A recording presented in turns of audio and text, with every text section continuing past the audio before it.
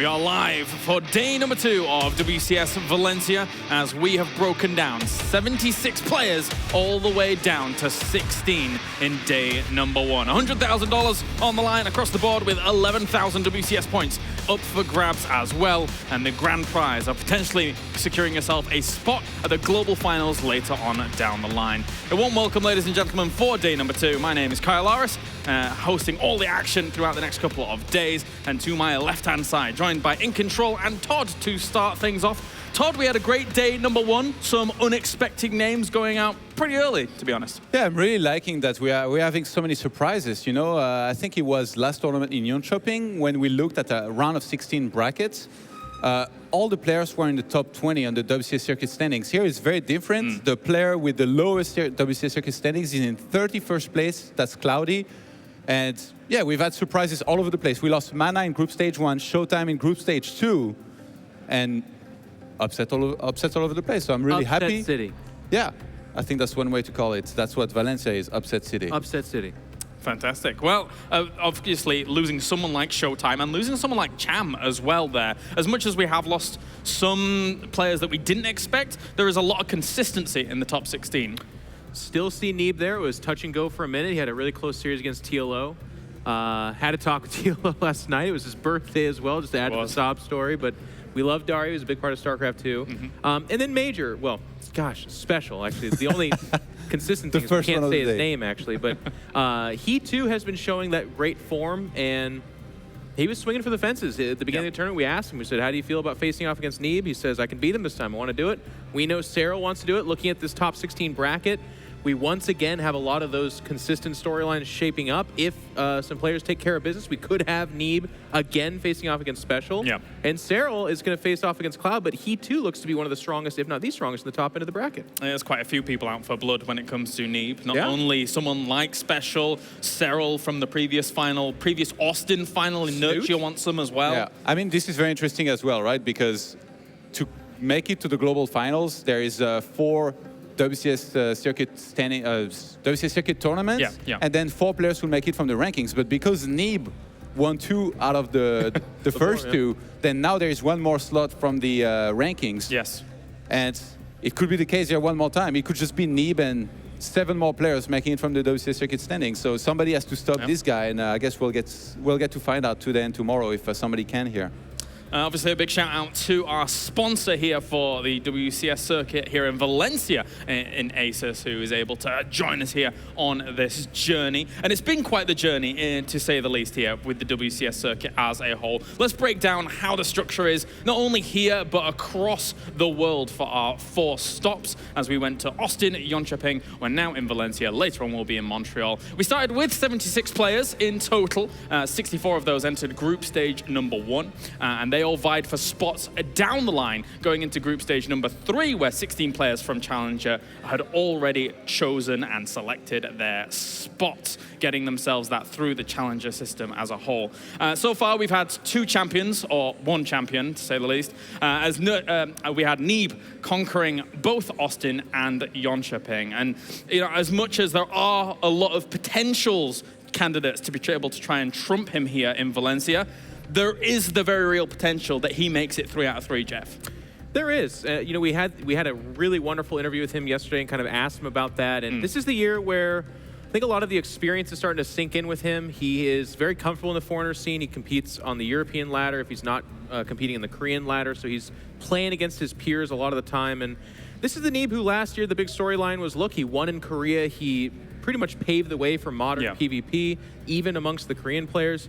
And now he's really starting to kind of capitalize off that pedigree, I think. And it's really fun to watch, but it's not without its trips. You were talking about this yesterday, Todd, but like he lost in the group stage as well, a single series, both in Austin and I believe Jönköping.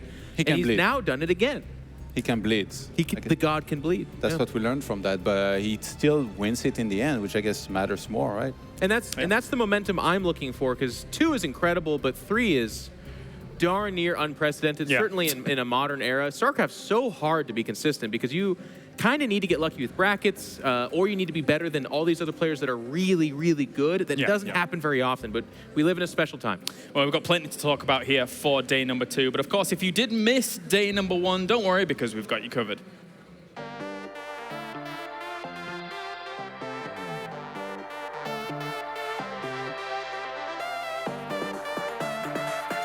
without further ado, it is between two fantastic French players. It's Daishi and Stefano. And Stefano is looking for another angle. A couple of good Viper pulls, pulling a lot of the siege tanks. And there's going to be the GG. Stefano taking the 2-0. The Painlings are kind of whiffing. That's because I think there's some harass in the main, maybe. But either way, the Natural's falling apart. Scarlet's in so much trouble. GG's called out. Well, my game plan was just to play pretty defensive the first game and do some aggression in the second game. And I think she switched the two around. But also what's to come here on the main stage as well. We have Haas going up against Special. So I just defended the all-ins, and I was very ahead from that point, and I just played defensive, and I won. So he's going to catch all these stalkers, though. He's just like, yeah, GG. Nothing I can do there. Even if I'm a little behind, it's okay, because I think I'm better, so. Representing Team Liquid, it is Utermal. He's facing off against this man. He is Masa. Lately, he's been beating me non-stop, so that's why I was also scared today. Now, how is Utermal going to try to deal with his army? Because I don't think he has enough there. He has one of With those the auto turret, turrets. the Cyclones focus the other Cyclones. That's just about all you need. That bite is going to land, and there's just too much firepower from here. There's nothing you can do about that. GG, Masa knocks him out of here, and he will advance onward to tomorrow's matches. I just try to improve that. Now maybe I can flip it around.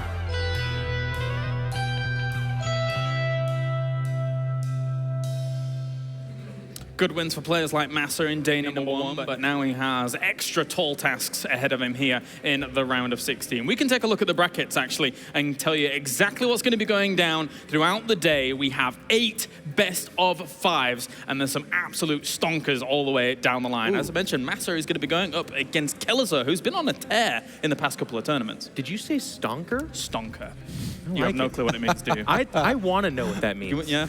It's a poll thing, probably. All right, I accept it. Well, there are some doozy of matchups. Yeah. Todd, what leap out at you think? Say again? What leaps out for you in that round? What are you looking forward to?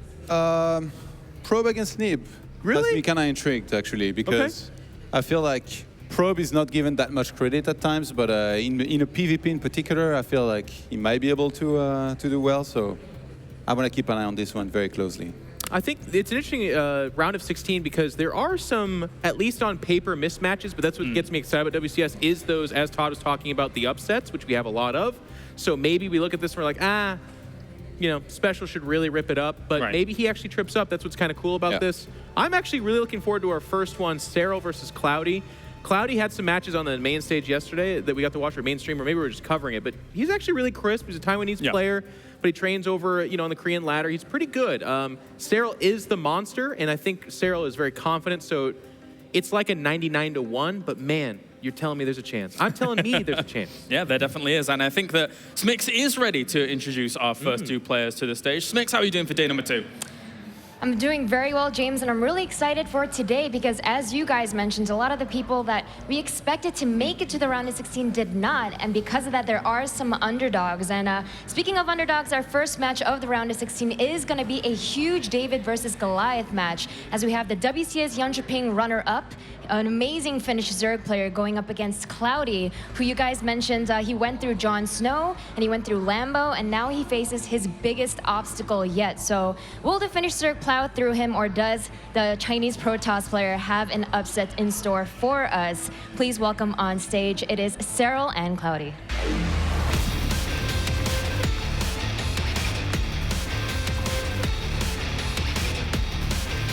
All right, and can I just say, now hearing that Serral has defeated Jon Snow, I would like to once again, and I'll say this, our audience did a great job. There was some lopsided voting yesterday. Thank you guys. The next task from In Control for you is Serral is to be now known as the White Walker. All right, it's a complexion thing. It's a personality thing. It's also that he defeated Jon Snow in this tournament, though. He's from a very cold country, too. Finland. Yes. Yeah, that's actually not bad, because I think there were some war heroes from Finland known as, like, the White Death, etc. They gave birth to the death metal. Yeah, there you go. I think it's awesome. This is the biggest rankings disparity matchup that we're going to have today here, by the way. This is Serral in 2nd place in the WCS Circuit standings and Cloudy in 31st place. That's a huge gap, and I think David versus Goliath was a great way to describe it.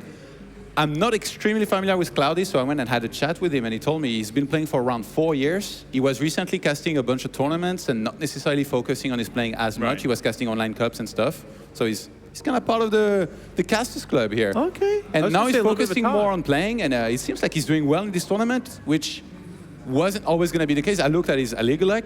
He lost his 10 previous series that he played before coming to this tournament. So I don't know what kind of mindset he came here with, but he's been doing pretty well here in the tournament so far. He faced a lot of Zergs, though. He faced Denver, Lambo, and Jon Snow twice, so that's a lot of VODs and content out there.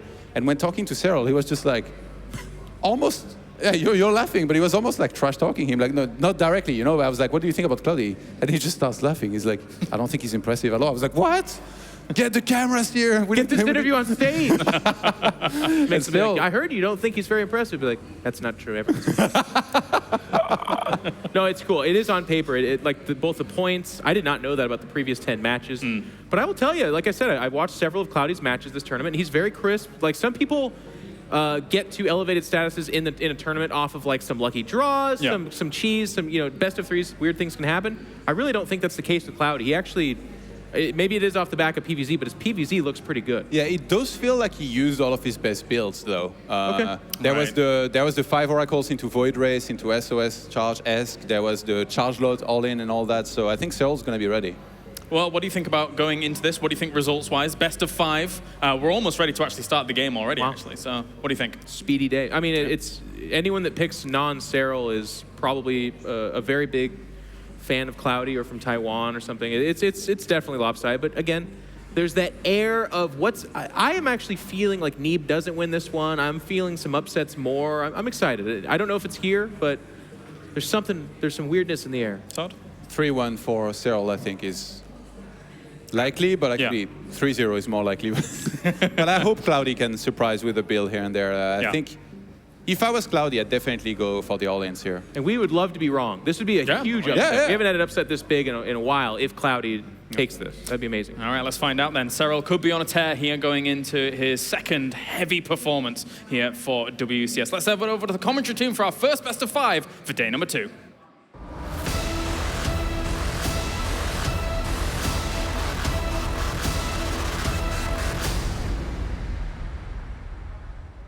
It's a David versus Goliath match here. Serral coming in at number 2 in the WCS standings, the overwhelming favorite in this match. Cloudy is going to need to dig deep to pull this one out. I am Pig. Joining me is Rotterdam. Kevin, what are your thoughts on this match? Excited to kick the day off with some PVZ, but I agree with the boys at the desk. Don't agree with Todd. I actually think this is going to be pretty one-sided. I mean, I just think that Serral is too good. I actually met Serral at the airport. We had the same flight from Amsterdam coming here to Valencia. And I was like, do we have the future champ there of WCS Valencia? And he looked up really confused. He's like, who's bothering me over here? And then he's like, oh, hello. I was like, how are we feeling? And he said, not so confident. I was like, hey, John Chopping, you promised us that you were going to win this thing. You said last time you were the runner-up, this time you're going to win it all. And he's like, maybe, we will see. That's pretty much all I was getting out of him. But I've seen Cloudy play a little bit as well, and I do agree with the boys in the way that he definitely plays a very fun style. Has a couple of weird builds with Stargates, a lot of Zealots. I'm a big Zealot fan myself, but I think Serral is just next level, and I think it takes truly something special to beat Serral.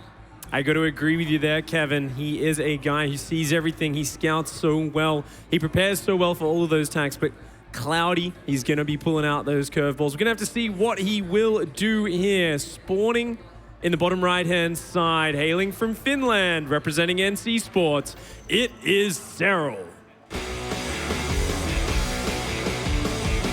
Finally had that amazing run just a couple of weeks ago at John Chopping. We've been hyping him for a while. He's been dominating Challenger, but we wanted to see if he could do it on LAN, and well, he was picked. Absolutely, but he is standing in his way up here in the top left-hand side, hailing from China, representing X Team. It is Cloudy.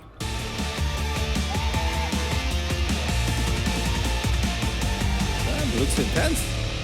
He's ready. That looked like a man who's ready to wipe in some Zealots, proxy some Stargates, kill a whole bunch of drones. As our first map is going to be Abyssal Reef. Obviously a very standard map, probably the most popular map in the current map pool. Pretty much for any given matchup, even for the mirrors. Everyone's like, all right. Yeah. Let's start off on Abyssal. And I mean, even if you're not too keen on the architecture of the map, there's always something about having fishies flying around your units, Reapers flying up after they die. It's a fantastic and beautiful map to play on. And I'm very curious to see what Cloudy's going to bring out, because I had that moment yesterday. I think a lot of people at home had it as well, trying to follow about 14 consecutive streams all at the exact same time, trying to cover all those matches in the group stages, and opening the one with Cloudy, and it's seeing him just running around with Chargelots, Void Rays, and Archons. I was immediately excited. I felt that little thrill, like, hey, this guy is doing something a bit different. But against Serral, he's going to have to really surprise him and catch him off guard. Yeah, the risky part of playing a playstyle like that is that those styles, they thrive in chaos. They thrive in that one moment where the Zerg isn't totally ready, where they're forced to evacuate all the drones, maybe lose a little bit. And the moment the game gets messy, playstyles like that, like weird Oracle, Void Ray, Mass Zealot playstyles, they can really work. But the moment they don't work, when you go up against a rock-solid Zerg that is able to defend the first, the second, and the third attack, that's when those playstyles suddenly start looking incredibly silly. That's those moments where you have like 9 Zealots running into 24 Hydralisk, and you're like, okay, this is really not going to end well. Not in any universe is this going to end well. But we'll see. There's a good chance we'll see maybe some Adept madness coming out of a Chinese Protoss as well. Either way, I'm excited pick, but I'm definitely leaning towards Serral, and I think that this could very well be a 3-0, but let's just see how well Cloudy goes up against one of Europe's best Zergs. Absolutely. Serral feeling very confident in this matchup recently, despite narrowly falling to Neeb in the finals of Yenshiping. And I was speaking to him as well, and he did say he feels like his Zerg vs Terran is not quite as strong, and he was very happy a lot of the Terrans are in the opposite side of the bracket to him, so he won't have to face any of them until the finals. So he's actually very happy in this matchup. Hopefully not getting overly confident, though, as the young Finn, new to success, finally getting that finals up here on the stage, and suddenly there's a lot of expectation on his shoulders. Yeah, it's actually funny you mentioned that. All 3 Terrans are indeed at the bottom side of the bracket, while we saw that first Adept taking a look into the natural Serral. You don't really want to throw away your first Adept just for a single drone. If you have 2 Adepts, it's always worth a little more to commit, because then you can one-shot those workers. But Cloudy knows it's probably a much better idea to keep this one Adept alive. He's going to see if he can find that one Zergling, and he will. He will find it, but the Zergling did spot that Stargate. Serral knows there's an Oracle on the way, and it's very nice because he knows the exact timing that's going to pop out. Just as it's about to pop, he starts dropping those Spore Crawlers, not dropping them too early, doesn't want to cut into his economy, and his drone count climbing very quickly. Looks like he's about to already overtake Cloudy and the workers. So which game do you think is going to be weirder? Cloudy versus Serral, or Haas versus Z-Laser? I think Cloudy's going to need to work very hard to outdo Haas at his own game, Roddy. Yesterday, we saw him try to proxy Tempests on Proxima against Special. I know, I saw it. I was like, you're 3 years late, buddy. Like, it's really not that good anymore. As this first Oracle gets deflected almost immediately. Well done there by Serral, having his queens in the right position. Already having Spores finishing up as well. Cloudy is going up to 3 bases on the other side of the map. Does he have a Mothership Core? No, he's starting it now. So that is a late Mothership Core after 42 probes. He could pop and maybe drop an overcharge immediately and kill that...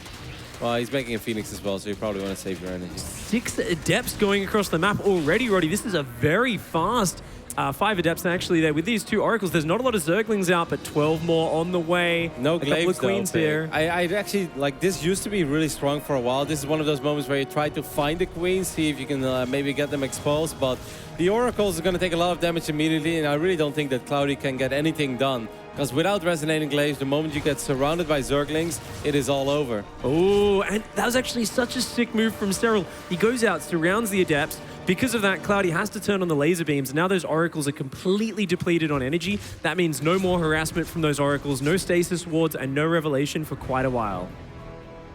A couple of Zerglings are out. See if Serral decides to maybe morph a Dropper Lord somewhere. I think in this phase in the game, it's very hard for a Zerg to obviously do damage against the Protoss, because they're sitting defensively with their Adepts, with the Oracles, a Sentry, and Mothership Cores as well. But if you're able to drop a couple of Zerglings in the main, you may be able to create a little bit of chaos, which obviously is going to benefit the faster units of the Zerg. And Cloudy right now, surprisingly, defying expectation. He is playing a relatively standard macro game, and he's doing quite well with it. Adding his robotics, he's got the +1 on the way on his Forge, a Twilight Council now coming down, getting that Warp Prism out to put on a little bit of pressure.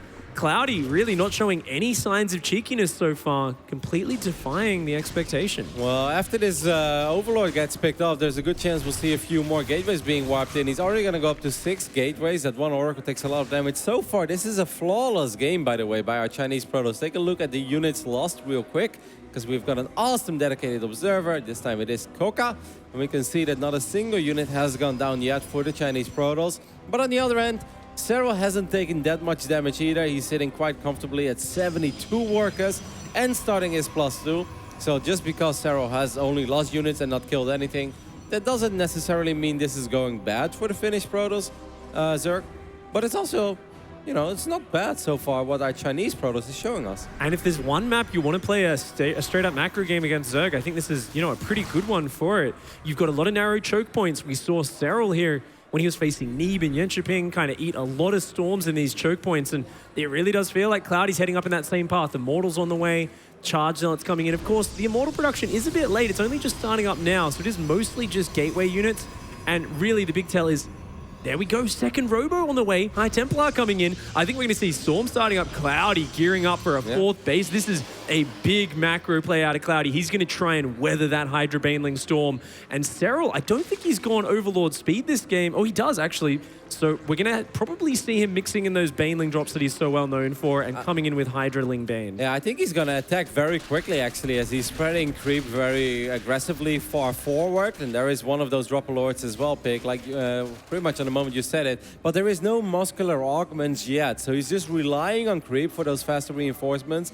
And Serral is going to try to take a very big fight before Storm is done. Storm is only halfway done. He needs to send a couple of Zerglings forward, though, because there are multiple stasis traps. And if 6-7 Hydras get trapped here, that would be a disaster. Pig, he's going to be careful. Oh, does only lose one Hydra on that one. Oh, there we go. Great micro from Serral, activating the other stasis traps. There are a few more out there. Oh, he's setting them off one at a time, though. Cloudy, he needs more time. His Warp Prism has just been idling in the bottom of the map. It still hasn't gone in. The Banelings and Hydras starting to run in. 6 Sim City, though, by Cloudy. I really like the way that he's defending this 4th base with that cannon, the gateways, a couple of overcharges as well. He's buying a little bit of time because Cloudy knows every second that goes by is a good second because he's going to get stormed. Oh, and right as you say it, though, Serral coming in. There's so much happening. Cloudy didn't spot that drop, loses 11 probes. Hydraling Bane being defended on the front quite efficiently, but there's only a few Immortals in there. There isn't a very strong core to this army for Cloudy. But I actually think this is really going quite decent. If he has another overcharge or so, he's going to have multiple storms from this point on.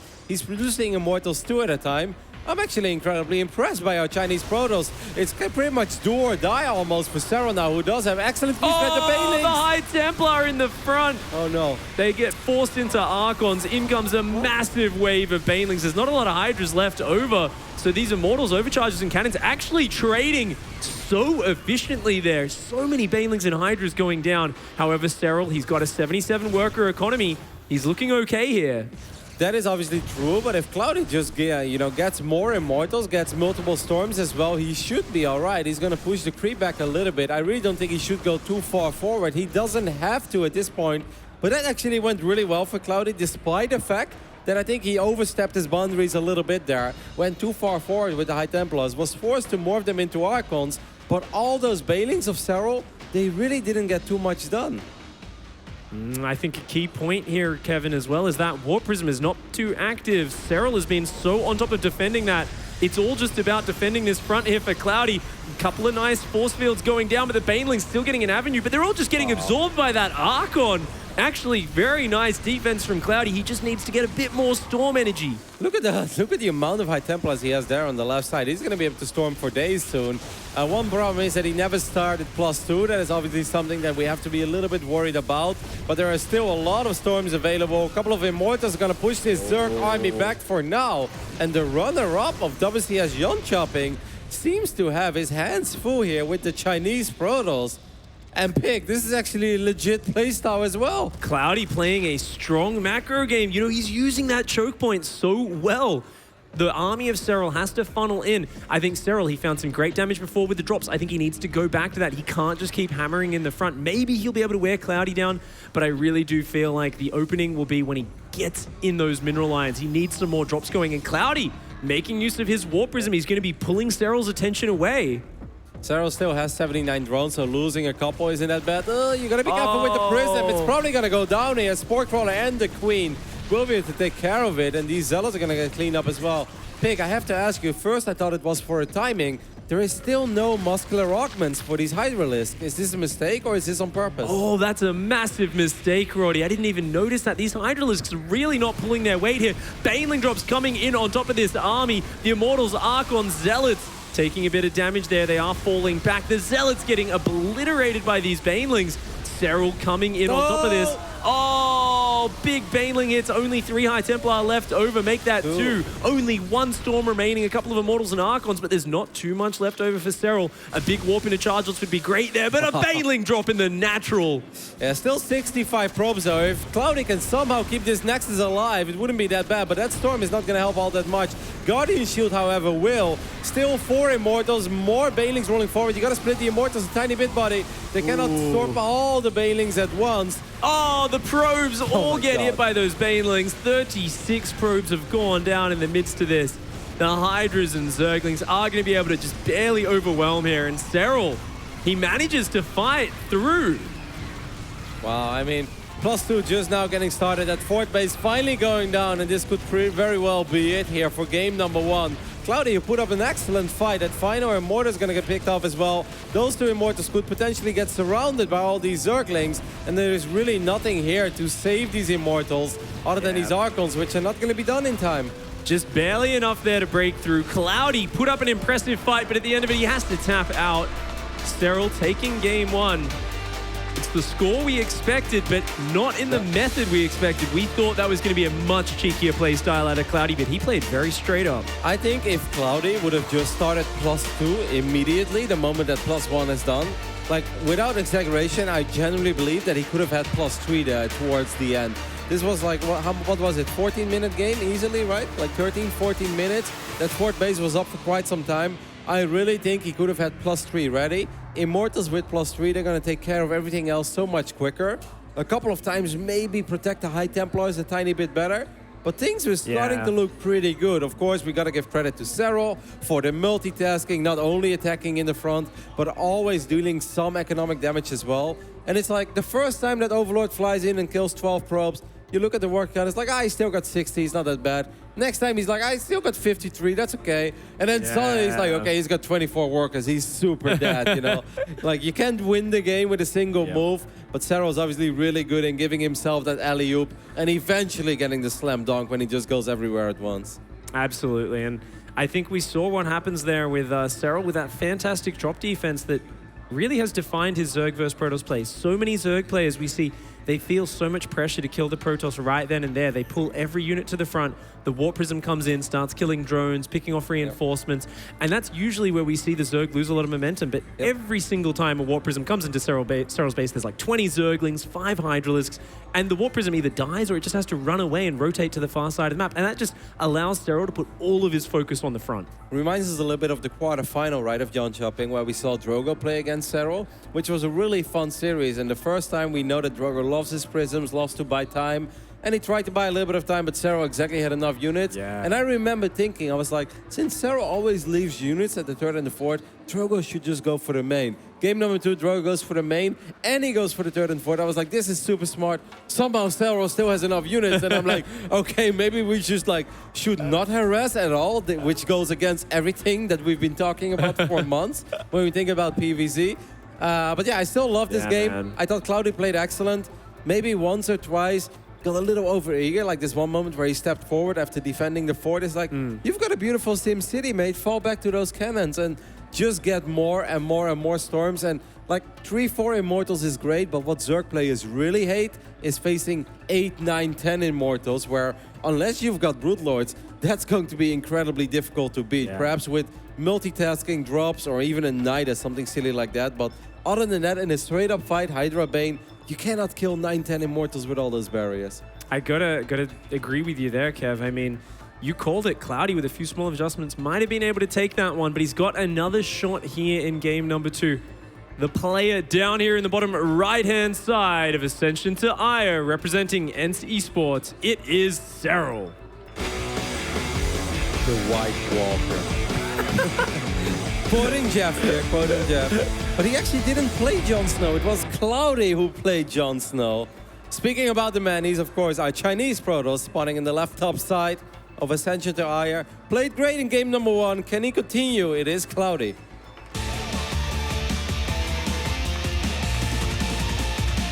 One of his first times over here on the big stage at a WCS event. He's handling it well, man. He's handling it very well. It's you know, it's been so long since I played any games that really mean anything that recently when we participated in the tournament, I was like, oh my God, I feel terrible. This is so hard. My hands are shaking. I can't click on anything.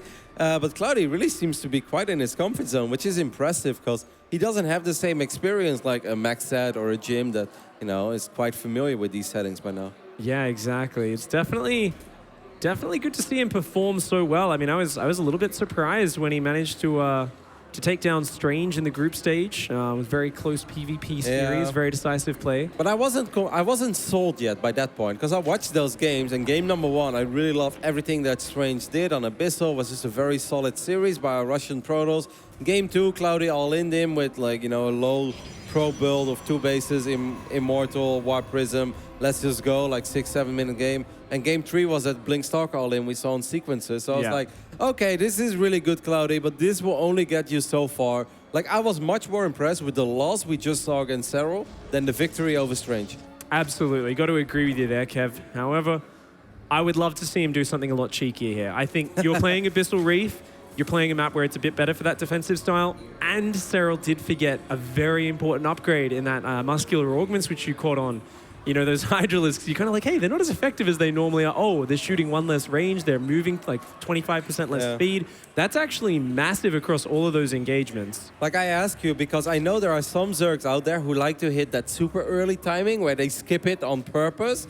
But at one point, I'm like, okay, like that timing, if there is such a timing, if it was actually going to work, you know, we've passed that, you know, shouldn't you get it by now? But I guess Serral just completely forgot about it. It's so powerful now that it's combined range and movement speed ever since that change came through at the end of last year, I believe it was. I think it's something where unless you're on like a 35 drone Hydralisk timing, it's like you want that upgrade. Even if you've only got 6 or 7 Hydras, it's just such a big boost. Makes a big difference indeed. We see the Twilight console being wiped in. Stalker is the follow-up, which makes me wonder. Now we see the Robo as well, so most likely there's going to be a Dark Shrine being wiped in here. Yeah. Which is a build that Serral obviously has crazy amounts of experience against. I mean, every single Protoss in Europe was using this build for quite some time. Showtime has done it 100 times. Oh, actually, it's not. Okay. Did he clean up that Zergling here in the main base? I think he did. So, yeah, as long as Serral doesn't see, you know, this, it wasn't time for the Dark Shrine to go down yet. So, Serral probably assuming he's up against an Archon drop, but it looks like it's just going to be a Warp Prism and a whole lot of charge lots. You know what I'd love to see here? 2 Prisms. Ascension to Ire is a massive map. So getting like a prism on the basically the north side of the third base and maybe getting a prism in the main as well. But this Zergling scout is massive. I don't know how this happened. But these 2 links still being in the main base of Cloudy, they get a good idea of what Serral is going to go up against here. He's going to be able to count the gateways and he's like, man, that is a lot of gates. Another one. DJ Khaled up in this place as well, Pick. Oh, wow. This is... And Cloudy's in trouble. And he's just walled his units in as well. Okay, no, I think there's a gap there. But, is there? No, it's full wall. He's just going to pick him up. He's just going to pick him up, right. So he is completely all in. 32 probes. Only one track here for Cloudy. He's even pulled off gas. It's pure charge lot. You know, and look at this reaction from Serral. Queens, Roaches queuing up. He needs to get a big ball of those ranged units, and he needs to try and hide them in areas where the Zealots can't surround them. Get in the mineral line. Get up behind your buildings. Get on your ramp. You know what this reminds me of a tiny bit? What? The old school Naniwa build where he got like a War Prism, 2 Immortals, and only slow Zealots. Obviously, these Zealots have charge, so it's a little bit different, but... The Time Warp days, when Time Warp first came out and it lasted like 30 seconds, that was a disgusting build. That was a great build. But this one is even more low eco. Cloudy not mining any gas at all. He's going to get a silly amount of Zealots, but Serral has a bunch of Roaches. He's going to kite a little bit. Queens are very, very tanky as well. Where's that War Prism? He's going to go to the main. A little bit weird that Serral didn't have a single queen there. Oh, the queens are going to get in range, though. They're going to start dishing out some damage. These chargelets come in. The prism has to get out of there. The chargelets already taking down a few queens on the front, though. Lots of roaches down there. These queens are such meat sacks. They've got so many hit points, but those zealots are big damage dealers. I would have preferred a couple of roaches to be teaming up with the queens, though, because that's a lot of queens that have gone down. This is almost, I feel like, as good as it could have possibly gone for Cloudy, because these queens would have been a much bigger problem over time. They lost most of their energy now, or at least, you know, the other ones are dead. But the roach count is getting higher and higher. And once again, Serral is going to be able to micro these roaches for quite some time. Can Cloudy somehow get the zealot number up high enough? It doesn't look like it, Pick. Just too many roaches and queens. I mean... Oh, the prism is going to go down. Yeah. Serral here with a fantastic hold, showing respect for this build. He realized exactly what he was up against. He saw there was no gas mining. He saw the gateway count, and he knew all he had to do was just build as many roaches and queens as possible. He did it very well, and now he is infinitely ahead. Yeah, how often do you see Serral make this amount of units when he's on 38, 39 workers? And now I truly wonder, how would this have played out if those two Zerglings didn't make their way into the main base? I have no idea how they made their way into the main. That was not supposed to happen. Cloudy had a Stalker, Cloudy had an Adept. Those two units only had one job, and that is keep any Zerglings out of that main. That's really all you need to worry about at that stage to build Rotterdam. There's nothing else going on. There's absolutely rightful criticism. It's one of those things, you know, this has happened to me in important matches as well. You go for a cheeky all-in, and there's this moment of inattention. You let your unit slip out of that wall, the Zergling slides in, and I have no doubt Cloudy is mad at himself for that mistake right now. He knows if Serral was building those roaches 30 seconds later, this would be a much closer game. He very well could have killed him. Because he even cut probe production that early on. He only had 32 probes, basically 16 probes on both mineral lines, and let's go. Let's spam Zealots. This is going to hit faster than anything else you pretty much normally ever see. So if Serral just goes up to 55, 57 drones, there's a really good chance he gets completely caught off guard, and the Zealot number can spiral out of control. Now it's going to be obviously really, really tough for Cloudy to somehow find his way back into this game. If we look at the worker count, you could say like, this is not that bad. It's 46 against 47. That's right, but it's 2 bases against 3. Serral already has all the units he needs to defend and against any sort of prism harassment, so he can just start droning up like a madman. And I don't know, Cloudy needs a miraculous comeback, and maybe Disruptors are that unit that can give it to him? That's the comeback unit, right? Of course, against Zerg units, they're very cheap. It's a little bit harder to have the same impact as you can in, say, a PvP, where a Disruptor shot really can turn around the entire game, especially when you're using chargelets as well. But Cloudy not going to give up. He is going to fight this out, go out, take a third base. He's actually going for Warp Prism speed and a forward while moving out for that third base, so wants to get some Disruptor drop action going, no doubt. I do like it, though, because I feel if in this phase in the game you play a completely normal game, you try to get an Immortal out or two, you start +1, and then you get a couple of storms, Serral is going to steamroll you. He's going to have a much better economy, he's going to have way more production, and it's just going to be a pretty much impossible task to really somehow defend all locations and all bases at once. So do something crazy, think outside of the box, and Warp Prism speed with Disruptors it is. I don't mind it at all. Let's see if Cloudy can get something done with it. Oh, he's going to move out, but I don't think there's anything covering his third. Right as the Zerglings come in on that third base, where is the Mothership Core? I don't even know if he has one. It does come down. Looks like it will be able to defend that base just barely. And Cloudy moving out of the map, wanting to apply some pressure while taking this third base, has actually cut probe production here as well. So Cloudy really looking for the damage with this one Disruptor. The moment Serral saw that first Disruptor, he immediately threw down the Spire. He's like, all right, if you want to play a game like that, that's all right. I can always make a big Muta switch, even though he doesn't really have the money for it at the moment. There's no creep over here on the low ground either. These Banelings don't have Baneling speed. It's on the way, but it's going to take a little while. It's a funny game right now. Obviously, Ascension to Ire is a big map, so it's kind of hard to just truly commit to a bigger fight immediately.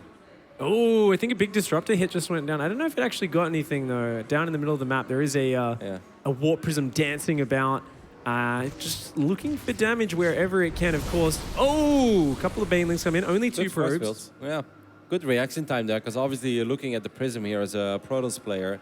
So well done by Cloudy. Didn't really lose all that much. He's going to unload the Disruptor here. He's going to try to connect with a couple of drones, and well, he gets 4. It's something. Yeah, just picking away there a little bit by a little bit. And this is the problem, right? You've invested in this disruptor drop. You're saying, hey, I'm starting to get some damage, a few more of those, and this will be worthwhile. But before that even recharges, we're going to have 8 Mutalisks out on top of that Warp Prism. And Cloudy, I mean, look at this supply. He's already way down. So, Pig, this is the type of game where I would really love to see Serral never stop making Mutalisks, because I feel there's no Blink, there's no +2, there are no Archons on the map at the moment, there is no Stargate. So why would you stop making Mutas? I feel like if you just keep making Mutas, you can truly force any sort of base trade if it ever comes to that. And eventually you can probably just fight straight up as well. I mean, yeah, Serral's it would be the GG button at this point. Yeah, I really think that at this point you should just never stop making Mutas. I can't argue with that. I got to say, from experience, it's probably the trauma of overcommitting to Mutas too many times, and a lot of Zerg players don't even consider that option. I mean, look at this, though. Does dodge this. Oh, man. The probes in the main and the third all go down. Serral just needs to defend this one attack as he has just shredded the economy of Cloudy. Massive hits. Oh, man. Enough for a Ravager left over as well. Only a couple of Archons in the back. The Mutas are going to rotate into that natural. Serral here, you know, he was way ahead after holding the early all-in, and he's just going to clean this up in perfect fashion. Lingbane on the third, Mutas in the main, and the perfect defense with Corrosive Bile Baneling on the front. Look at those splits.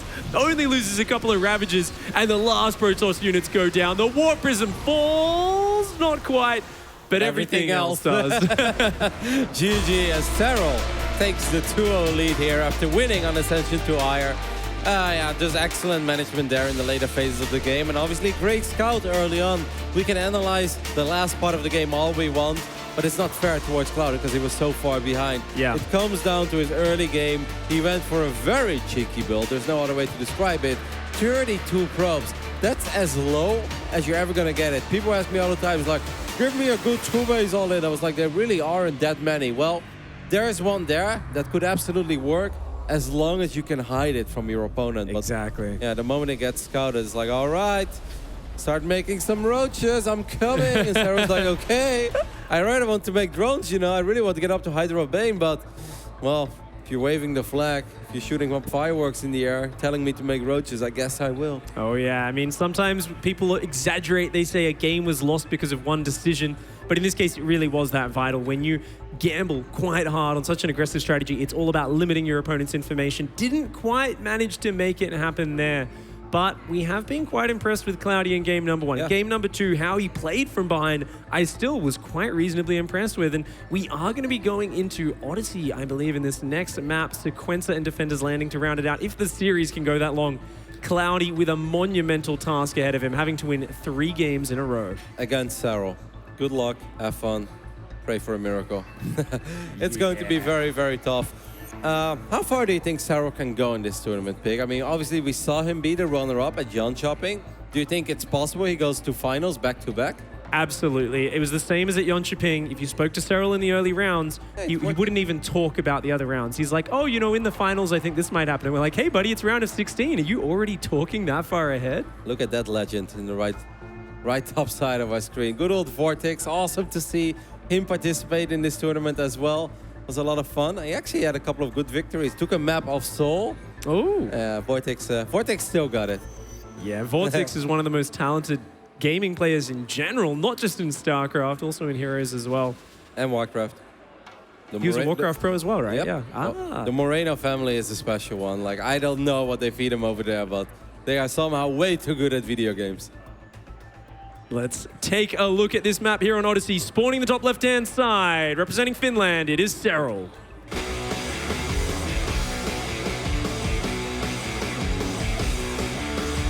Said he was a little less confident for Valencia as he was for Jönköping, but so far he's looking good against this man spawning in the right bottom side of Odyssey. He is from China. It is Cloudy. Still looks quite calm and composed. No doubt a lot of emotions running through that mind right now. It is very hard to stay cool and composed in these circumstances, but he says, I'm the down. worst with that kind of stuff, Pig. Like, if that would have just happened to me, I'm like, all right, I'm down 0-1 in the best of 5. I'm going to go for an all-in, and 2 links run into my base. I'd be like, oh, no, you know, I'll be like face-palming, and I'll be really sad and upset with myself. So he's handling it well, that's for sure. Yeah, he's actually doing quite well, outwardly at least. I'm sure there's a lot of things he's trying to control inside at the moment. And I like his decision. You're down 2 games. Things are looking bleak. You're up against an absolutely monstrous player in Serral. What are you going to do? Take a bit of a risk. Go for the Nexus first here. Say, you know what? I don't think Serral's going to 12 pull me. Let's play a little bit greedier in my opening. See if I can get a small edge that way. And these are the sort of gambles you need to take. A lot of players have the opposite reaction as their automatic thing. That I'm behind. I need to play safer. I need to take less risks. But that just limits your economy. It kind of limits what you can do in the game. And by the time you get 7-8 minutes down the track, you're just too far behind to compete.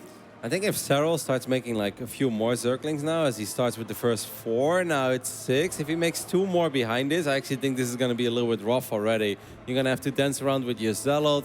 There's a good chance that your Wall-off is not going to be totally in time. That's a lot of lanes. There's probably a chance we'll see an Evo Chamber go down as well. Serral does like his Zergling flood from time to time. Didn't he do it against Drogo on this map? Where he went the double Overlord drop? He did. Double Overlord drop and a flood at the front. Now, this is a different variation we've seen him do sometimes, where he just builds about, I think it's 12, 14, just 10 Zerglings. 10 Zerglings, and he basically just tries to run these in the moment the first unit kind of leaves the wall in. And the Protoss player doesn't have vision. The probe has gone home. There is no He's hiding the Zerglings, and there isn't even a wall. So if he gets in there, that's actually massive. There is a Mothership core on the way, though. That's going to be the saving grace of Cloudy here. Yeah, but the moment that Zergling speed is done, which is more than halfway done, it's actually going to be very annoying to chase these little Zerglings around. Zerglings are way faster than any Protoss unit in this phase in the game if they have speed. And it's going to mess up the Protoss build order regardless. Oh! That Stalker is very exposed and is going to get surrounded. No, Serral misses. Great control there from Cloudy. Gets that wall up. He needs to move it, though. I'm surprised he hasn't dropped the overcharge. Looks like he doesn't care to save that Stalker. A bit of a surprising choice there from Cloudy. And yeah, he thinks it's an all-in, no doubt. He didn't want to risk moving back and having the Zerglings slide in. Obviously, I think you and I have probably experienced that on ladder a few times as well, where you try to adjust your Zealot or in the wall, 20 Zerglings get in and the game's just over. So Cloudy playing very safe, and I think losing a Stalker, if your opponent commits to 10 Zerglings that early, that's not bad at all. I think this is still a great position for Cloudy. I like the way that he handled that. Temporary, going for the full wall off, just in case, if it was indeed an all-in. And now that like 10, 15 seconds later, he's like, oh, actually it's not. So he still cancels the pylon. He doesn't have to destroy it. Gets 75 minerals back. We see 3 extra gateways being wiped in. This time we do actually see the Dark Shrine. The Dark Shrine I thought we were going to see in the previous game. So, seems like a pretty macro-oriented opening, but some of those Chinese Protoss players, they do like to go a little bit crazy, and instead of going up to 3 bases and 65 probes, they make 4 more gateways and they spam Zealots after a Dark Templar opening. Wow, Overcharge didn't kill the Overlord. Yeah, a little bit of a misjudgment there on Cloud. He thought the Overlord was closer than it was, and I got to say, information is everything, especially with the cheeky builds. Cloudy likes to pull out. I would have loved for him to keep that Stalker alive, because if Serral was in the dark, he'd have to be worried about that same sort of build that he was using last game. But now Serral sees everything. He's completely calm and prepared. Cloudy started resonating Glaives for a split second. Maybe because the Overlord was still there and he wants to give Serral the wrong idea, but he cancelled it.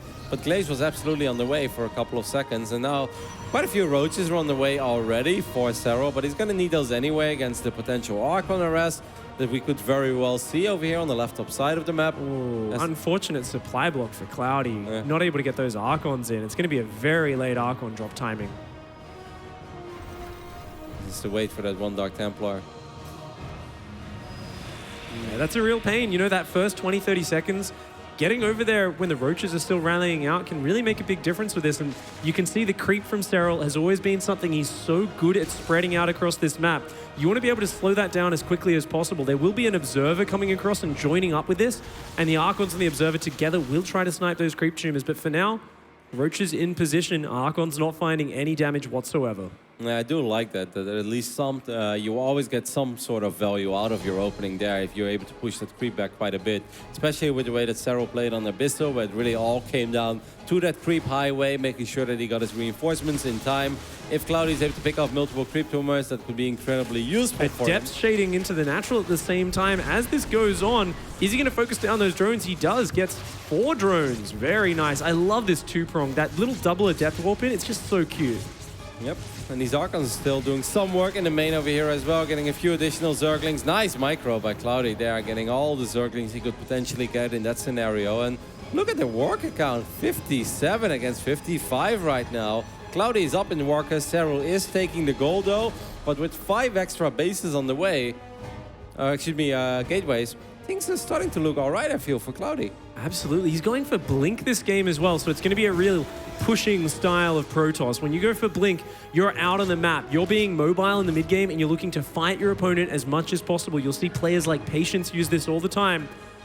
And it's also going to discount any sort of mutatech switch. That's just not going to be an option whatsoever for Serral. And because Serral's built quite a lot of roaches, he's going to be a bit delayed on his Hydralisk, but fortunately, he's going to actually remember that muscular augments this time, so those Hydras will pack the punch that they're meant to. They will move as quickly as they're meant to, and Serral desperately trying to respread that creep. Yep. I mean, it's just unlikely that anything big is going to happen in the next minute or so, as we do see a couple of Banelings morphing on the north side of Cloudy's natural, and there is a good chance that maybe Serral's going to bust down a pylon or so, try to run in a couple of Zerglings. That's a lot of actually Stalkers, moving forward with his entire army. I'm actually quite shocked to see this. He's got 6 sentries in there. You really do want to push when you invest in that many sentries. Great Zergling, Baneling run by here. Nice start to the split there. But the Zergling's finding so much damage. That Mothership Core is so slow to get over there. Finally drops an overcharge. But Serral just going to send those Zerglings into the main at the same time. The push, it's getting in a great position. Can he land the force fields? He gets some great force fields. All of Serral's army trapped behind that hatchery. These Stalkers going to do really well here. This is a great position for Cloudy. But he's going to have to keep on microing that just right. So many workers falling in the base. He could have killed the Hydra then easily on the left side there before Muscular Augments was done, but instead more force fields will go down. And Cloudy is just going to pick off more and more units. Going to go for the forward blink as well, as Serral just doesn't have much left. GG. Cloudy with an impressive victory on a tough map as well for Protoss. Well done. GG, well played. That was a fantastic choice of attack there. If you look at the way he played that game, the double adept warp in combined with the Archon drop, very clean, precise play while defending a Zergling counterattack at home. And I love that choice. He says you've invested in quite a lot of Roaches here, a few extra Queens, quite a few Zerglings. If you're going to go into Hydras and Banelings and a 4th base and like your 80 drone count that you love, you're going for so many things. And there's that sweet spot right where he hit, where Serral was just going in a few too many directions, hadn't quite got everything ready. And of course, the army being trapped behind the hatchery was just a disaster. Yeah, well done. Just excellent execution. Obviously took quite a bit of damage against that run by, but I don't even mind it that much when he's like, all right, I'm going to lose a couple of probes at home, but I'm going to focus on my main army, because I feel if I drop the force fields that I'm looking for, and I don't give him the time that he needs to get that Hydra number up, I'm just going to straight up win the game, and it doesn't even matter whether I lose 2 or 12 or even 20 probes at home. If I can just kill his army now because my army is stronger, I should focus on that, and that's what he prioritized. Well done. The next map is going to be played on Sequencer. Now, Sequencer is one of the better Protoss maps, I'd say, in the current map pool, especially if you love sentries. There are so many good spots for force fields to go down, and obviously if you love carriers as well, because we've seen quite a few carrier games on Sequencer pick. Don't crush my spirit anymore, Kev. don't remind me, man. I was more thinking of WCS NA Challenger that I casted with Toss. Pilly versus Jon Snow. And Bills, you know, they love their carriers, but... There were some great games. Of course, such a long rush distance, lots of choke points, lots of ledges and all of that stuff. And yeah, it's definitely one which can be very interesting. We have seen Colossi play on this map a little bit in the past as well because of all those choke points. And a lot of force fields, of course. Force fields, the key to Cloudy's victory in that last game. Serral didn't make any Ravages. He didn't respect that push. He really needed a few Ravages to break those force fields down. Gonna have to see how we go, of course.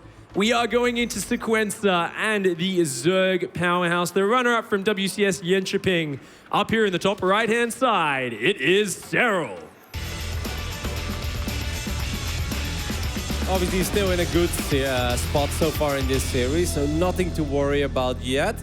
But this man did look surprisingly strong in the first game, in the last game as well. Can he continue with that? It is Cloudy.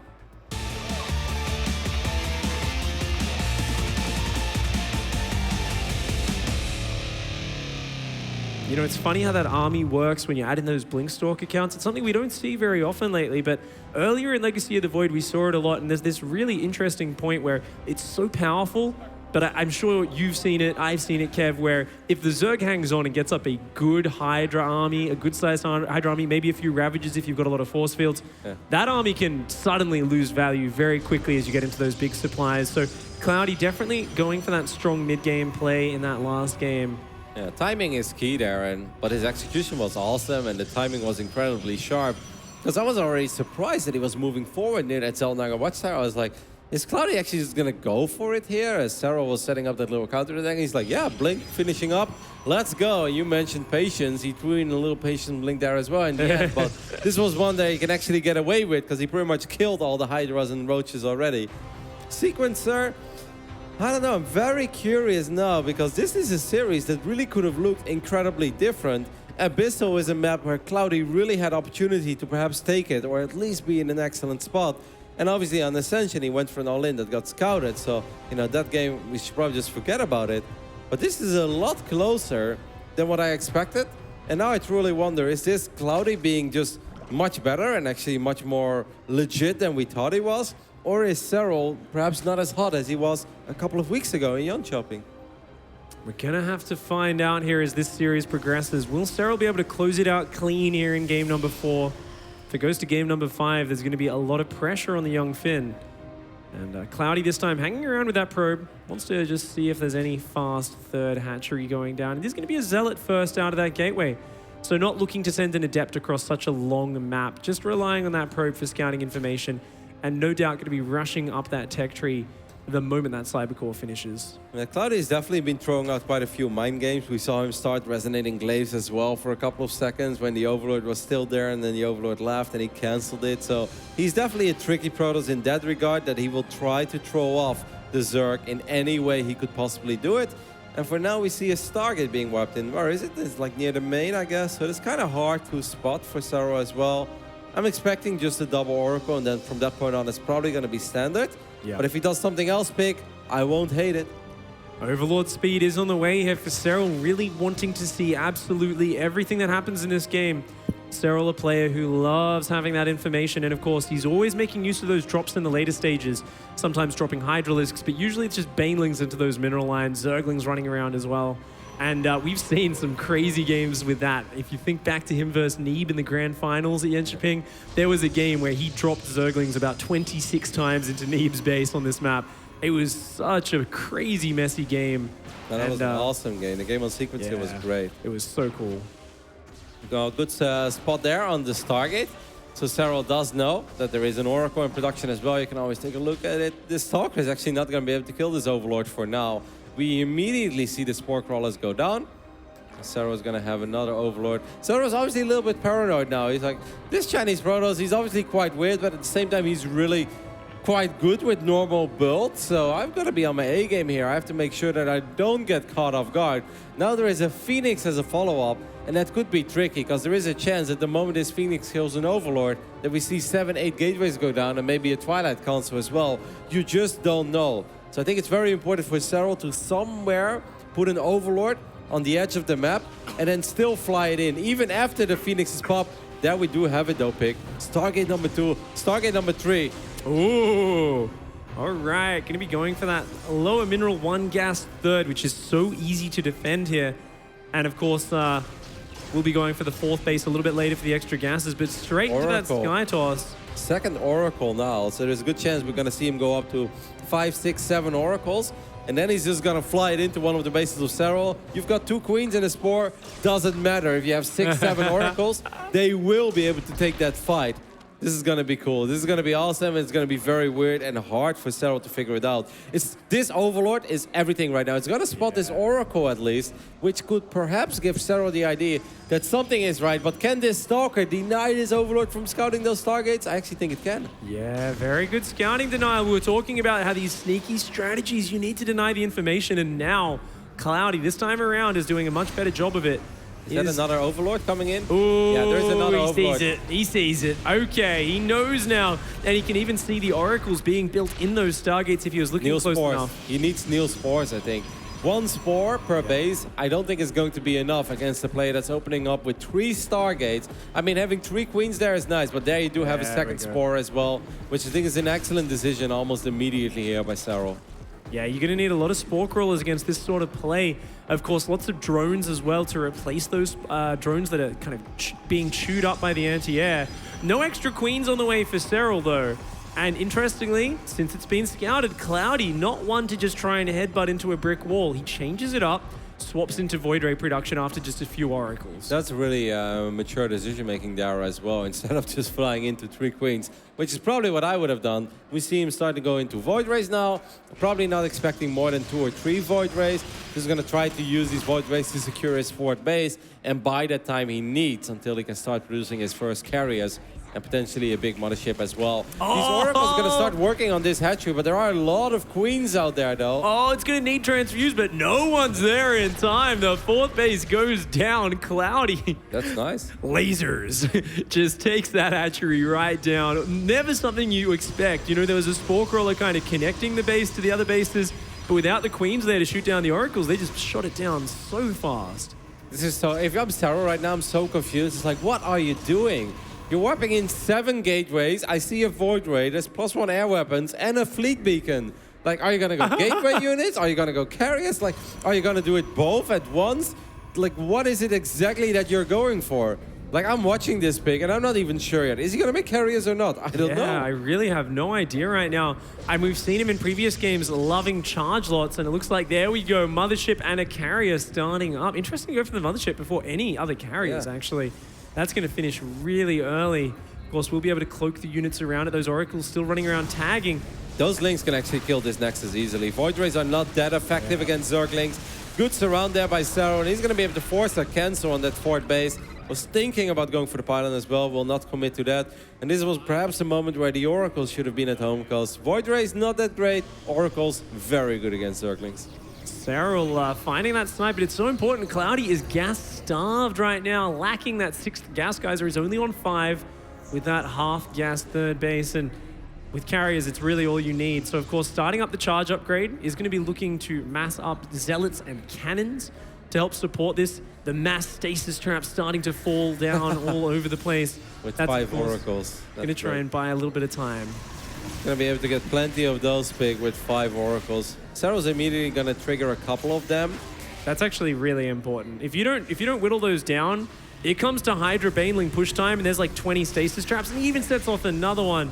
This is actually getting really irritating for Cloudy right now. Yeah, he's got to warp in some zealots. He's got to clean this up. It's very important that Serral morphs a bunch of Banelings, though, because with the amount of gateways that Cloudy has, Cloudy can warp in 7, 8, 9, 10 zealots. No, the oracles are flying right over the Hydras. No! Very slow reaction. 4 oracles fall. Serral, he is looking to get aggressive right now. The first couple of carriers are only now popping out. We are at 2 carriers, soon to be 3. Yeah, okay, there we have 21 Banelings morphing, which is an excellent decision. Otherwise, if it's just Hydras, Zealots and Carriers can really tear that army apart. But with a couple of Banelings in the mix, that's going to suddenly make it so much harder for these Zealots to get on top of these Hydras. Yeah, Hydra Baneling, they're looking very menacing, but, you know, there's a good amount of cannons. Stasis traps. Oh, if he walked into that, that would have been massive, but does split off a single Hydra. Serral right now, he's picking off these stasis traps one by one. There's so many Banelings in there. They're going to smash through the cannon. Some fantastic force fields. The pylon overcharge is pretty good. Zealots coming in. The cloak is fantastic. Overcharge still on the ground. There is no Graviton catapult for these carriers. He does not have the carrier upgrade, but there are still Banelings rolling in the natural as well. A lot of probes are going to fall, but the probe count is high. But Cloudy needs to start that upgrade in the fleet beacon. Oh man, +2 melee being done. Those Banelings being able to one-hit the probe. Serral finds the window, breaking through the natural, even though Cloudy's hold on the 3rd was good. Needed a few extra gateways to defend that natural wall off. And now I think Serral, he's just taking a massive chunk out of Cloudy's economy. I'm not sure if he's going to be able to recover from this. It's hard with 48 probes, and obviously Serral is not going to stop over here. We've got more Zerglings running in. This mineral line is a little bit exposed as well, so perhaps a few Banelings can find their way into this mineral line. And at the same time, Serral is going to try to run more Zerglings into the natural, but that's going to be hard as they are being greeted by a pretty powerful Protoss army. That's a lot of carriers. There is no detection on the map at the moment, right, for Cloudy? Does he have an observer or anything? I don't think so. There is Neuroparasite pick. There is Neuroparasite. And he still doesn't have the carrier upgrade. What are you doing? You're moving out without Graviton Catapult and no observers? He knows he took a lot of damage there. He wants to get something done. The Charger's doing a good job, but the Spore Crawlers here from Serral doing a lot. Those Infestors coming in as well. The Hydras and Queens desperately trying to whittle down this army. The Interceptor count falling down very quickly right now. Only 15 Interceptors left over. Serral, he's managed to defend this army. The Hydras and Queens forcing the recall. A couple of Banelings come in on the counterattack as well. And another massive amount of probe damage. Another 18 workers go down. On the most oversaturated mineral line as well. He had 22 probes stacked up on that very tiny mineral line in the natural. And obviously this fight on the top side didn't go that well either because he doesn't have Graviton Catapult. Carriers are weak without this upgrade pick. Yeah. Without +2 and without Graviton Catapult, they are just not that strong. The Hydras Queens did a good job. The Spores, the Hatchery, all absorbing a lot of damage there. And I think that was just, Serral really respected that push. He's got more Infestors on the way, Adrenal Glands. He's adding an extra Evolution Chamber. Yeah. Serral has a fantastic 80 worker economy. Meanwhile, Cloudy, he's realized that desperate push didn't work. What's his option? He's just trying to probe back up, but he doesn't have any units. Every time he moves out, that means that all of his bases are super exposed. So this pretty much becomes an all-in right now for Cloudy. Look how slow these Interceptors come out big. This hurts my Protoss heart. It's bleeding. And these carriers are just not as intimidating as it's supposed to be. Those Lynx took care of that Nexus very, very fast with +2 melee and, well, soon Adrenal Glands as well. This Protoss army is just not as strong and powerful as it's supposed to be. The Mothership already taking a lot of damage. The Infestors coming in, chain fungals on those Interceptors, locking them down. Those Interceptors are starting to fall. The Hydralisk count is dropping a little bit, but there's just too many in the back. The recall is forced once more, and Cloudy down 80 supply, half the worker count, only on 3 bases, up against 5. Serral is in control of this game. Like, Cloudy played a great series, but I really don't think that he should have moved out there. There was no point to moving out. He saw the army before. That was a very big army. He's obviously not going to kill Serral with a couple of +1 carriers, and he doesn't know that he doesn't have the upgrade, but there was no storm there. And the moment he decided to move out, that means that he left all of his bases super exposed. He could have just killed, and now again, this 4th base is going to get cancelled. Like, I think if you're Cloudy right now, you'd be like, all right, the only way I can win, let's be honest, is with some Protoss nonsense. Let's sit back, let's make a bunch of carriers, let's get Storm, but let's not move out, because with 116 supply, you're not going to kill a Zerg on the other side of the map with just +1 carriers. Yeah, I mean, Protoss is a lot like a turtle. The stages where you got to just sit in your shell, and you got to wait until you kind of metamorphose into that big dragon kind of, I've got like 12 carriers, I've got 6 Archons, I've got Storm underneath, and I understand the first push Cloudy did, he went for the kill, he took a lot of damage, but after it didn't work out, he is now in a very hard position. I think he's come to the same conclusion you have, Kev. It's a desperate position. No pro gamer wants to be down this far, but he realizes, okay, what's a big comeback move? Let's get Storm, let's retake these expansions. If I can just land the right Storms, protect my carriers, maybe, just maybe, I can make this work. We've seen games where a Zerg would have 5,000 minerals, 4,000 gas in the bank, but if you take 2 very bad fights against carriers, that is all gone very, very quickly. So obviously it wouldn't have been ideal for Cloudy to just sit back and not do much, but I think it would have been better than moving out there. And Pick, I know I sound like a broken record, but he needs to get that carrier upgrade. And I'd love to see him get +2 as well. I know he is broke as a joke, but at least get Graviton Catapult. It's not even expensive. And look at this, once again, Lings and Banes looking for the counterattack. He sees the move out. This immediately will trigger Serral to run into that 4th base. And once again, almost no defense. Just actually, there is an Archon coming back this time. So it looks like, okay, here we go. He's going to be a little bit better protected, but no, the workers, Roddy. Oh, this is hard to watch. Not again, Pick. Well, this time it actually wasn't that much. Couple of big focus go down, and there's a Neuro as well on the Mothership. More Neuro going down, and this could very well be it, as all of these carriers no longer belong to you. No detection there for Cloudy. He put up a valiant fight, but in the end, Serral was just too good. Showing his form, takes out the series 3-1. But Cloudy, he put up a fight. He did himself proud. I'm sure there's a lot of Chinese fans out there who are very excited to see him do so well. Couldn't agree more, Pick. Very fun series. Actually, a lot more competitive than I thought it was going to be. Game 1, Cloudy looked great on Abyssal. And I really think Cloudy sometimes seems to be like a little too aggressive, a little too eager to move out. It's like your Protoss buddy. Get at those storms, get more carriers, whatever you want to do. But game 1 and game 3, I really think Cloudy looked excellent. Yeah. But Serral did do what we expected him to do, and that is advance to the quarterfinals. Absolutely. Well, let's hear from the man himself, Serral, down on the stage with Smix. Thank you very much, Pig. Congratulations, Serral. You are moving on to the round of 8. Now, a lot of people looking at this match, they knew that you were the clear favorite. As you played the series, were you surprised he took a map off of you? And what were your thoughts on Cloudy beforehand? I didn't know too much about Cloudy beforehand. Like, the only games I ever saw is the games he played against Lambo this tournament. So I had no expectation on him, but I knew he was good, so I wasn't too surprised to lose a map. But yeah, I'm happy that I managed to win it in the end. When I spoke to you at WCS Jönköping, I remember you mentioned that you liked the bracket that you had, you felt confident. How do you feel about your bracket here in WCS Valencia? Yeah, I think it's almost the same bracket. So I'm missing all the Terran players, which is really good for me. And I think I have a really good shot to get into the finals again. Well, before you can get to the finals, you need to win your next match. It'll be between PT Drogo and True. Now, if you play Drogo, it'll be a rematch of the quarterfinals from Jönköping. And True is also a player you have a good win record against. So do you have a preference there? I don't really mind. I would like to play against True, just because I'm really confident in my CBC. So, yeah, True. All right, well, congratulations again, Serral. Best of luck in the quarterfinals. And for now, back to you, James. Thank you very much. Strong showing from Serral here in the round of 16 to start his road for day number 2.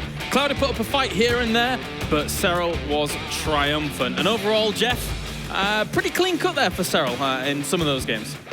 Yeah, this is a player that feels very confident. A couple of times, like that Zealot build we saw, it looked like he was very prepared for that. I know that Todd was asking him about his previous matches, and I feel like he was fairly well scouted. We didn't get the Oracle build on Sequencer, but we did get some Stargate play, which showed some glimmers of hope because it's just a very strong play. But Serral just didn't feel like he was ever in danger. And even the game he lost, it was just like a weird mistake he made where his army got force fielded on the ramp that he kind of probably should have been down below anyways. You take that out, and it's a 3-0, pretty strong. Todd, your thoughts? It was a 3-1, but if you take out the game that he lost, it's a 3-0 now. Hilarious. I expect this from certain people, but not you, Jeff. We have very similar minds. You know what? It's for our brother Apollo. A lot of people are missing the Apollo map up here. No, not at all. Whoa! Whoa! Whoa! But overall, it felt like while Cloudy was able to gain some momentum with his airbase style, it felt like he was cutting some corners, but it still wasn't enough to actually trump out against Serral. Yeah, I agree. I like what Roddy said, though. I feel like Cloudy, he showed some good things. This is definitely his breakout tournament, even though it's just round of 16. I mean, he loses to the second place currently in WCS Circuit standing, so I'm sure he will be back. He will be back stronger in particular. And it's good to know that there's always, that new generation, these motivated players. In this case, Cloudy, he's been practicing for a whole 5 months over in South Korea at the Bay Strait TV house. So I'm looking forward to the future here for this guy because I think he showed some promise for sure.